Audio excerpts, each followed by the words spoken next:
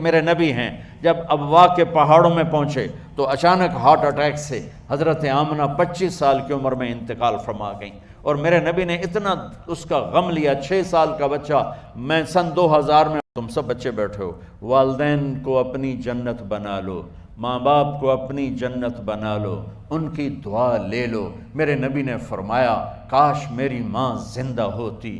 ماں کا خاص طور پر منشن کیا، میری ماں کیوں کہ باپ کو تو دیکھا ہی نہیں، اور ماں کو دیکھا ہے 6 سال، میری ماں زندہ ہوتی اور میں عشاء کی نماز کے مصلی پہ کھڑا ہوتا اور میرے گھر سے میری ماں کہتی محمد، تو میں ماں کے لیے نماز توڑ دیتا۔ میرا نبی کہہ رہا ہے۔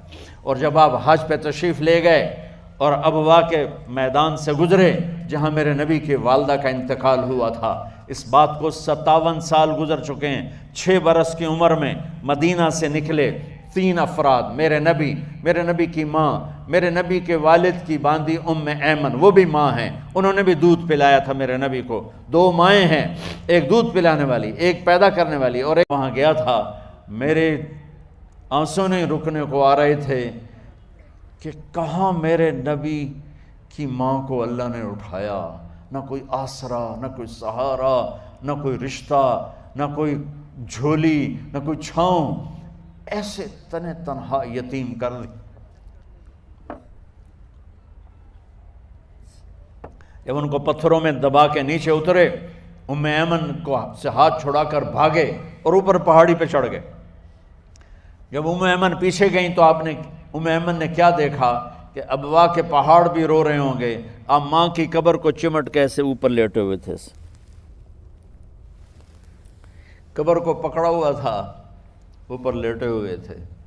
جب ام ایمن قریب آئیں تو سنا آپ کہہ رہے تھے اماں جی آپ کو تو پتہ تھا آپ کے سوا میرا کوئی نہ تھا، آپ مجھے چھوڑ کے کہاں چلی گئی، کیوں چلی گئی؟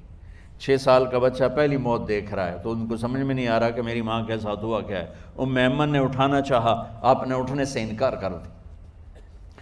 اس صدمے کو سینے میں لیے ہوئے 57 سال کے بعد، 7ویں دن بندہ رو نہیں سکتا، رونا ہی چاہے تو رونا نہیں آمدا، 57 سال کے بعد آپ اس وادی سے گزرے، اپنے اونٹنی کو ماں کی قبر کی طرف موڑ دیا، اور ان پلرز کو 3 گنا کرو تو وہ پہاڑ بنتا ہے، چھوٹی پہاڑی تھی، اونٹنی کو نیچے بٹھایا، اوپر پہاڑ پر گئے، اور یہ مجھے دیکھو، یوں آپ نے گھٹنے کھڑے کیے ماں کی قبر کے سرانے، اور یہ ہاتھ یہاں رکھے اور پھر سر دیا اپنے گھٹنوں میں یوں، پھر رونا شروع کیا، اتنا روئے۔ اپریل کا مہینہ تھا، دھوپ سر پہ پڑ رہی تھی، ہم تو ٹھنڈی دھوپ میں بیٹھے ہیں، شدید دھوپ میں بیٹھے تھے، اور اس کنڈیشن میں یہ بچوں کا سٹائل ہوتا ہے جب لمبا رونا ہو تو وہ یوں بیٹھتے ہیں سر اندر دے کر۔ اتنا روئے کہ آپ کی داڑھی ساری آنسوں سے بھر گئی، سینہ تر ہو گیا، احرام تر ہو گیا، اور کئی گھنٹے بیٹھ کے روتے رہے۔ 2 جہان کے سردار ہو کر تمنا کر رہے ہیں کاش اماں تو زندہ ہوتی، تو مجھے کہتی محمد میں تیرے لیے نماز توڑ دیتا۔ اور میرے نبی نے، یہ بچیاں غور سے سنو، میرے نبی سے پوچھا گیا یا رسول اللہ قیامت کب آئے گی؟ آپ نے فرمایا یہ تو اللہ کو پتہ ہے۔ نے کہا یا رسول اللہ کوئی نشانی بتا دیں، تو آپ نے فرمایا جب بچیاں ماؤں کو ذلیل کریں گی تو قیامت آ جائے۔ جب بیٹیاں ماؤں کے ساتھ بدتمیزی کریں گی اور ماؤں کو ذلیل کریں گی تو قیامت آ جائے گی۔ ایک ماں بیٹی کو میں بھول نہیں سکتا، ماں کے موٹے موٹے آنسو گر رہے تھے، اور بیٹی ماں سے کہہ رہی تھی بھوک نہیں، ہماری اپنی پنجابی زبان، بھوک نہیں، اوئے ہوئے ہوئے ہوئے، یہ تو ہم نوکر کو کہتے ہوئے ڈرتے ہیں، وہ ماں سے کہہ رہی تھی بھوک نہیں، یعنی بکواس نہ کر، رو آگے چپ، صرف آنسو اس کے گر رہے تھے ایسا۔ شاید وہ یاد کر رہی تھی کہ 9 مہینے کیسے اس کو میں نے پیٹ میں پالا، جنتے ہوئے کتنی تکلیفوں سے گزری، اور اس کو دودھ پلاتے ہوئے کتنی راتیں میں نے کاٹ کاٹ کے گزاریں، اور اس کے پیشاب دھوتے ہوئے کتنی دفعہ میں سردی میں ٹھٹھری، اور آج یہ مجھے کہہ رہی ہے بھوک نہیں۔ اس لیے میرے نبی نے فرمایا جس نے ماں باپ کو دکھ دیا، سنو غور سے بچوں سارے سنو، جس نے ماں باپ کو دکھ دیا اس پہ اللہ کی لعنت، اس پہ فرشتوں کی لعنت، اس پہ زمین آسمان کی لعنت، نہ ان کی نماز قبول ہے، نہ روزہ قبول ہے، نہ صدقہ قبول ہے۔ میرے نبی کی زندگی کا دوسرا روپ حقوق العباد، نماز حقوق اللہ میں آ جاتی ہے، میں حقوق العباد کی تھوڑی سی وضاحت کر رہا ہوں۔ ماں باپ زندہ ہیں تو دعا لے لو۔ والدین سے کہتا ہوں بچوں کو عزت دو، جہاں اولاد ماں باپ کے حقوق ہیں وہاں اولاد کے حقوق ہیں، اولاد کو عزت دو، اولاد کو عزت دو، اولاد کو عزت دو۔ بہت سی اولاد کی نافرمانی کا ذریعہ ماں باپ بن رہے ہیں، سختی کر کے، زبردستی کر کے اور ٹھونس کر چیزیں نوکروں کی طرح سلوک کر کے۔ میرے نبی کے گھر میں جب بیٹی فاطمہ ملنے کے لیے آتی تھیں تو میرے نبی بیٹھے نہیں رہتے تھے، یا اب چیئر پہ بیٹھے ہوئے بی بی فاطمہ آ گئی، اب زمین پہ بیٹھے ہوئے ہیں بیٹی آ گئی، اب چارپائی پہ لیٹے ہوئے ہیں بیٹی آ گئی۔ میرے نبی کیا کرتے تھے؟ کھڑے ہو جاتے تھے، کھڑے ہو جاتے، ایک دم کھڑے ہو جاتے تھے، اور پھر کھڑے نہیں رہتے تھے، تیزی سے آگے بڑھتے تھے اور حضرت فاطمہ کا ہاتھ پکڑ لیتے تھے۔ یہ والدین غور سے سنو، حضرت فاطمہ کا ہاتھ پکڑ لیتے تھے اور ہاتھ پکڑ کے مجھے دیکھو یوں بوسہ لیتے تھے، بیٹی کا بوسہ لیتے تھے، پھر ہاتھ چھوڑتے نہیں تھے، ہاتھ پکڑے پکڑے لاتے لاتے لاتے ان کو چارپائی پر پہلے بٹھاتے تھے پھر خود بیٹھتے تھے۔ یہ باپ اور رسول ہو کر بیٹی کو یہ عزت دیتے تھے۔ پھر وہ جنت کی عورتوں کی سردار بنی، پھر وہ جنت کے سرداروں کی ماں بنی، پھر وہ اللہ کے شیر کی زوجہ بنی۔ تو والدین سے کہتا ہوں کہ اپنے بچوں کو عزت دو، عزت دو، عزت دو، عزت دو۔ پھر آپ سے زندگی کے بڑے فیصلے ہیں شادی۔ اب لوگ اکٹھے پڑھتے ہو لڑکے لڑکیاں، اپنی شادی کے فیصلے خود نہ کرو، اپنے ماں باپ کے حوالے کرو۔ اس میں شرافت بھی ہے، اس میں برکت بھی ہے، اس میں رحمت بھی ہے، اور اس میں والدین کی دعائیں بھی ہیں۔ کورٹ میرج کو ہوا نہ دو، boyfriend girlfriend culture ہمارا نہیں ہے۔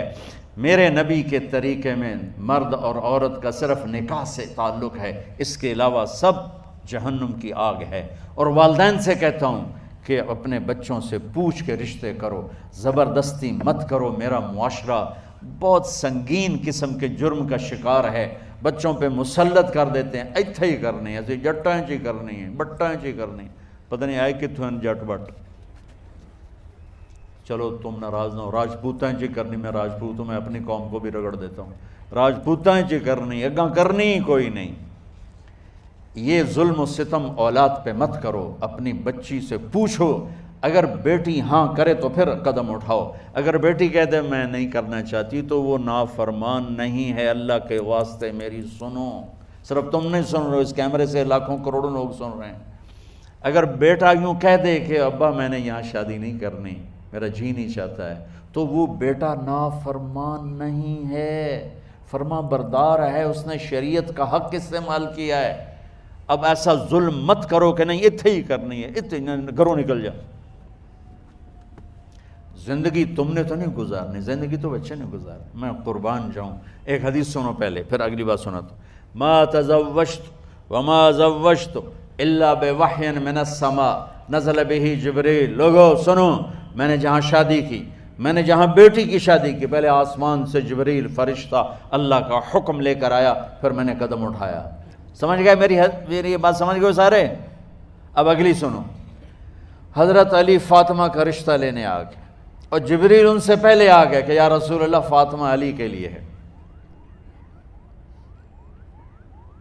باپ محمد مصطفیٰ جیسا ہے، رشتہ مانگنے والا علی جیسا ہے، اور بیٹی فاطمہ جیسی ہے۔ اور آپ پوچھتے ہیں علی کیسے آئے؟ وہ شرم کی وجہ سے کچھ کہہ نہ سکے، چپ۔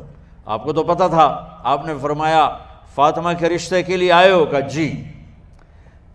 تو جبریل تنال بیٹھا ہوا ہے کہ یا رسول اللہ اتھے ہی کرنا ہے۔ آپ نے ہاں نہیں کی، آپ نے کہا انشاءاللہ، اور یہ کہہ کر اٹھ گئے۔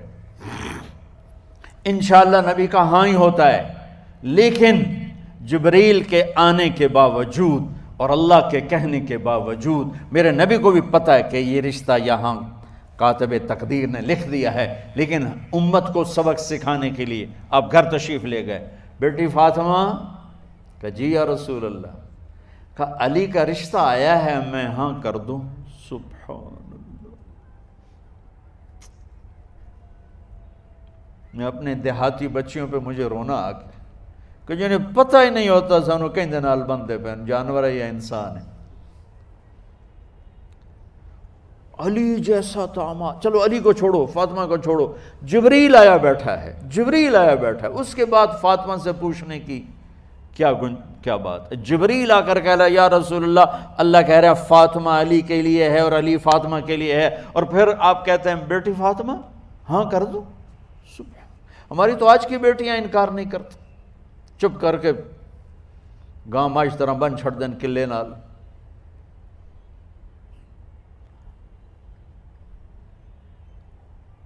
کوئی ان کے اندر کے جذبات کو سننے والا کوئی نہیں ہوتا، اپنی انانیت پر یہ فیصلے کرتے ہیں، اور میرا نبی کہہ رہا بیٹی ہاں کر دو۔ سبحان اللہ۔ آپ کا کیا خیال ہے فاطمہ نے انکار کرنا تھا؟ یہ تو یہ بیٹیاں نہیں انکار کرتی تو فاطمہ نے کہاں کرنا تھا؟ لیکن یہ سبق دینا تھا ان والدین کو جو نادانی میں نادانی کے فیصلے کر کے اولاد کو ہمیشہ ایک ٹھنڈی آگ میں دھکا دے دیتے ہیں۔ حضرت فاطمہ رضی اللہ تعالیٰ عنہا نے جب ہاں کی، پھر آپ باہر نکلے۔ اچھا مزے کا واقعہ ہو، حضرت علی اٹھ کے باہر نکلے تو صحابہ باہر کھڑے انتظار کر رہے تھے کہ کیا ہوا۔ حضرت علی کو بھیجنے والے تھے عبد الرحمن بن عوف۔ پہلے ابو بکر گئے تو آپ نے انکار کر دیا، عمر گئے رشتہ مانگا، آپ نے انکار کر دیا۔ عبد الرحمن بن عوف نے علی سے کہا آپ جائیں، آپ کا رشتہ رد نہیں ہوگا۔ کہنے لگے میرا تو ذاتی گھر بھی کوئی نہیں، مجھے کہاں سے رشتہ ملے گا، میں تو بالکل غریب ہوں۔ کہا نہیں تم جاؤ۔ تو واپس آتے انہوں نے عبد الرحمن بن عوف پہ چڑھائی کر دی، ویکھیا ہے نا تو میں نو گلے آئی، انکار ہو گیا۔ تو صحابہ نے پوچھا کیا ہوا؟ کہا کچھ کہا ہی نہیں، چپ کر کے اٹھ گئے۔ تو عبد الرحمن بن عوف کہنے لگے کچھ بولے صحیح، کہ بس اتنا کہا انشاءاللہ، کہا تو مبارک ہو، نبی کا انشاءاللہ ہاں ہوتا ہے۔ کہا اچھا، تو اتنے میں آپ باہر تشریف لے۔ کہا علی، کہا جی، کہا لو بلاؤ، لوگوں کو بلاؤ۔ ساری مسجد بھر گئی، آپ کی ساری مسجد فل ہو گئی۔ آپ ممبر پہ کھڑے ہوئے علی کو سامنے بٹھایا، کہا لوگو یہ جبریل میرے پاس اللہ کا پیغام لائے ہیں کہ میں فاطمہ بنت محمد کا نکاح علی بن ابی طالب کے ساتھ کر دوں۔ پھر آپ نے خطبہ پڑھا اور کہا کہ علی، ہائے ہائے ہائے، میں نے فاطمہ بنت محمد کو 400 درہم مہر کے عوض تیرے نکاح میں دیا، تو نے قبول کیا؟ حضرت علی نے زور سے نعرہ لگایا میں نے قبول کیا، اور سجدے میں چلے گئے، اللہ کا شکر کا سجدہ ادا کیا۔ پھر میرے نبی نے وہیں سارے مجمع کو شہد کا شربت پلایا اور تازہ کھجوریں کھلائیں، اور پھر جب رخصتی ہوئی تو آپ نے حضرت علی سے فرمایا کہ آپ آ کے لے جاؤ۔ پھر آپ نے حضرت ام سلمہ، حضرت حفصہ اور جناب حضرت عائشہ رضی اللہ تعالیٰ عنہ، ان تینوں کو بلا کر فرمایا تمہیں پتہ ہے نا مجھے فاطمہ سے کتنا پیار ہے، تو تم فاطمہ کو دلہن بناؤ، اس کی تیاری کرواؤ، اسے دلہن بناؤ۔ تو ان تینوں نے حضرت فاطمہ کو دلہن بنایا۔ پھر آپ نے حضرت علی کو پیغام بھجوایا، وہ تشریف لائے، اپنی اونٹنی لے کر آئے، حضرت عقیل ساتھ ہے، سلمان فارسی ساتھ ہے، اور دروازے پر اونٹنی بٹھائی، آپ علی کو اندر لے گئے اور یوں فاطمہ کا ہاتھ پکڑ کے علی کے ہاتھ میں دے کر فرمایا علی تمہیں نبی کی بیٹی مبارک۔ سبحان۔ پھر آپ نے کہا میری بیٹی فاطمہ، مجھے اپنے خاندان میں جو سب سے زیادہ محبوب تھا میں نے تیرا ہاتھ اس کے ہاتھ میں دے دیا ہے۔ والدین سے کہتا ہوں اپنے نبی کی زندگی پڑھو۔ میرا درد ہے کہ ہماری ثقافت میں اسلام داخل نہیں ہوا، ہمارے عبادت میں اسلام آ گیا، بہت سارا مجمع مرد عورتوں کا نمازی ہے، حاجی ہے، عمرے کرتے ہیں، لیکن ثقافت میں نبوت کی جھلک دکھائی دے، ثقافت میں اللہ کا نبی دکھائی دے، وہ نہیں ہے۔ زندگی بیت گئی اس انتظار میں، مدت سے لگ رہی تھی لب بام ٹک ٹکی، تھک تھک کے گر گئی نگہ انتظار آج، پتہ نہیں کب صبح ہوگی۔ چلو کہتے تو جائیں مجھے ہے اگرچہ بت ہیں جماعت کی آستینوں میں، مجھے ہے حکم اذان لا الہ الا اللہ۔ والدین کے ذمہ ہے اولاد کو عزت دینا، ان کے سب سے بڑی خواہش میں ان کا احترام کرنا کہ زندگی انہوں نے گزارنی ہے، اور آپ کے ذمہ ہے والدین کے آگے سر جھکا دینا۔ اللہ کے واسطے کورٹ میرجز اور خفیہ شادیاں یہ نہ ہماری ثقافت ہے نہ یہ انسانیت ہے، ہمیشہ دکھ دردوں میں زندگی گزرتی ہے کہ اصل زندگی تو موت کے بعد آنے والی ہے۔ تو والدین پڑھیں شریعت کو، اولاد بھی پڑھے اپنے نبی کی زندگی کو۔ ایک شخص حضرت عمر کے پاس آیا ایک بیٹے کو لے کر، کہا امیر المومنین یہ میرا بیٹا بڑا نافرمان ہے اور مجھے بہت تنگ کرتا ہے۔ حضرت عمر کے پاس لاٹھی ہوتی تو انہیں یوں اٹھائی، وہ کہنے لگا حضور معافی دیا جائے، ایک میری گل سن لو۔ آپ نے فرمایا کیا؟ کہنے لگا ماں پیو دے بڑے حق ہیں، بالکل ٹھیک ہے، پر کوئی ساڈا حق بھی ہے ماں پیو تے؟ آپ نے کہا ہاں۔ آپ نے کہا ہاں۔ کہنے لگے ذرا وہ بتا دیں۔ کہا پہلا حق ہے اچھی ماں تلاش کرے، نیک عورت تلاش کرے۔ دوسرا حق یہ ہے نام اچھا رکھے۔ تیسرا حق یہ ہے اس کو قرآن کی تعلیم دے۔